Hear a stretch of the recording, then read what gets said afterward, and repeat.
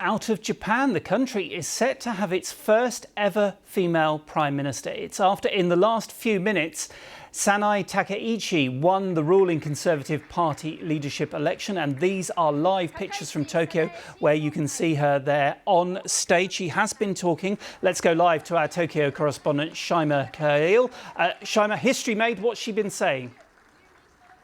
A history-making moment here for Japan as the country is set to have its first ever female prime minister. A moment, I would say, that many Japanese people, including Japanese women, thought would never come. Sanae Takaichi has gone for the leadership of the ruling party before, and she hadn't won. This year was her time in the limelight. She has long been an admirer of Britain's first ever prime minister, the late Margaret Thatcher, and now she's ever closer to fulfilling that Iron Lady ambition. She's been speaking after the announcement of her victory, saying a new era has come to the LDP. One would argue that a new era has come to Japanese politics, who's never had a woman leader ever before in its history.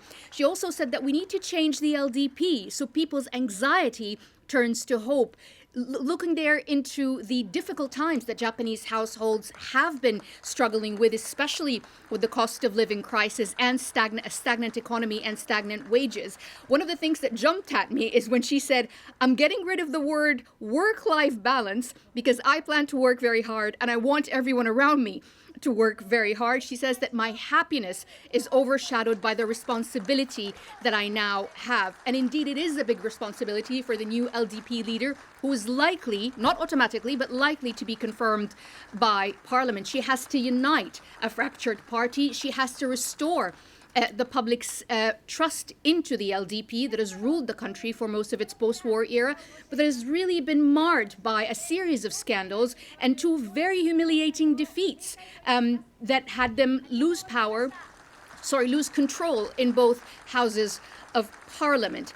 Ms. Takaichi may be the first ever female prime minister in a sea of men that control Japan's politics. But many women voters will tell you that they don't see her as a sign of progress because she is a staunch conservative. For example, she's long opposed the legislation for women to keep their maiden name after marriage. She says this is against tradition. She is also against same-sex marriage and hasn't changed her stance on that. She softened her tone a little bit when it came to women's issues during this campaign, saying that she will, as prime minister, work more for childcare costs to alleviate that for women to be able to work and take care of their children. The LDP veteran is a protege of the late Prime Minister Shinzo Abe. She's hawkish when it comes to security. She wants to revise the country's pacifist constitution. So anticipate some friction on that. She's also a regular visitor of the controversial Yasukuni